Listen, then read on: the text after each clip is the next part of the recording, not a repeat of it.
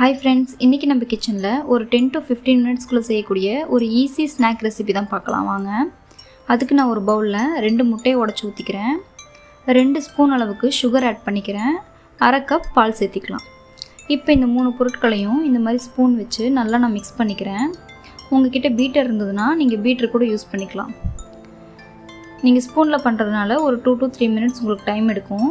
அந்த சக்கரை மட்டும் நல்லா கரைஞ்சதுன்னா உங்களுக்கு போதும். இப்போ இந்த மாதிரி ஒரு நல்ல மிக்ஸ் உங்களுக்கு ரெடி ஆகிடும். இந்த மாதிரி மிக்ஸை ரெடி பண்ணதுக்கப்புறமா நம்ம இதை ஒரு ஓரமாக வச்சுக்கலாம். அடுத்ததாக நான் இன்றைக்கி பிளாக்டு சீஸ் தான் எடுத்திருக்கேன். உங்கள்கிட்ட ஸ்லைஸ்டு சீஸ் இருந்தால் அது இன்னும் பெட்டர் தான். நான் எனக்கு தேவைப்படுற மாதிரி ஒரு 4-5 துண்டுகளாக இதை கட் பண்ணிக்கிறேன். இதை நம்ம ப்ரெட்டுக்குள்ளே ஒரு சின்ன ஸ்டஃபிங் மாதிரி யூஸ் பண்ண போகிறோம். ரொம்ப சிம்பிள் ஒர்க் தான், ஆனால் ட்ரை பண்ணி பாருங்கள், டேஸ்ட்டு ரொம்பவே நல்லாயிருக்கும். இப்போ ஒரு தவாவை ஹீட் பண்ணிக்கலாம். கொஞ்சமாக நான் இதில் நெய் தடவிக்கிறேன். இப்போ நம்ம ரெடி பண்ணி வச்சுருக்கிற மிக்ஸ் இருக்கு இல்லையா, அதில் ப்ரெட்டை டிப் பண்ணி நம்ம டோஸ்ட் பண்ணி எடுத்துக்க போகிறோம். நான் 2 ப்ரெட்டுகளாக போட்டு எடுத்துக்கிறேன், எனக்கு அது சரியாக இருக்கும். நாம் இந்த ப்ரெட் துண்டுகளை எல்லாம் டோஸ்ட் பண்ணி எடுக்கிற வரைக்கும் நம்ம ஃப்ளேமோட அளவை நம்ம சிம்லேயே வச்சுக்கலாம். ஒரு வேளை மீடியம்லேயோ ஹை ஃப்ளேம்லேயோ வச்சோம் அப்படின்னா அது டக்குன்னு கலர் சேஞ்ச் ஆகுமே தவிர நமக்கு உள்ளுக்குள்ளே நல்லா குக் ஆகிருக்காது. நம்ம சிம்லேயே வச்சு ஒரு 2-3 டைம் திருப்பி போட்டு எடுத்தோம் அப்படின்னா நமக்கு சரியாக இருக்கும். இல்லைனா அந்த முட்டையோட பச்சை ஸ்மெல் நமக்கு நல்லாவே தெரியும். நான் இப்போ இந்த ப்ரெட்டுங்களுக்கு தேவையான அளவுக்கு நெய் சேர்த்திக்கிறேன். நான் ரொம்ப அதிகமாக சேர்த்திக்கல, ரொம்ப கம்மியாக தான் சேர்த்திக்கிறேன். ஏன்னா ஏற்கனவே பால் சர்க்கரை எல்லாமே சேர்த்திருக்கோம். நெய்யும் அதிகமாக சேர்த்தோம் அப்படின்னா நமக்கு திகட்டுற மாதிரி இருக்கும். நீங்கள் அளவோடு சேர்த்திக்கோங்க. நெய் சேர்த்துனதுக்கப்புறமா நம்ம இந்த மாதிரி ப்ரெட்டுகளை திருப்பி போட்டுக்கலாம்.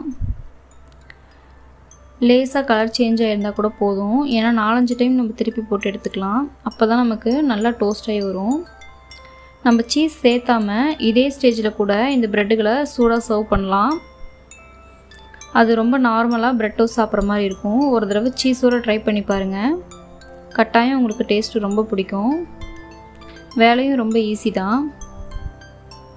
இப்போது நம்ம கட் பண்ணி வச்சுருக்கிற சீஸை ப்ரெட்டுங்களுக்கு நடுவில் வச்சு இன்னொரு ப்ரெட்டால் கவர் பண்ணிக்கலாம். இப்போ நம்ம சிம்மில் தான் வச்சுருக்கோம். இதே ஸ்டேஜில் நம்ம ஒரு 2-3 டைம் திருப்பி போட்டு எடுத்தோம் அப்படின்னா இந்த ஹீட்லேயே அந்த சீஸ் நல்லா மெல்ட் ஆயிரும். நம்ம அப்புறமா கட் பண்ணி சர்வ் பண்ணும் பொழுதும் சாப்பிடும் பொழுதும் ரொம்பவே நல்லாயிருக்கும்.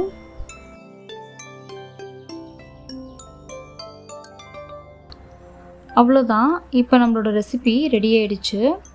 மேக்ஸிமம் ஒரு 15 நிமிஷம் தான். வீட்டில் இருக்கிற சிம்பிளான பொருட்களை வச்சு நம்ம 15 மினிட்ஸில் எப்படி ஒரு ஈஸியான ரெசிபி பண்ணுறதுன்னு சொல்லிட்டு பார்த்தோம். உங்களுக்கு கட்டாயம் இந்த வீடியோ பிடிச்சிருக்கும். பிடிச்சிருந்ததுன்னா லைக் பண்ணுங்கள், ஷேர் பண்ணுங்கள், சப்ஸ்கிரைப் பண்ணி எங்களுக்கு சப்போர்ட் பண்ணுங்கள். Thanks for watching and happy cooking.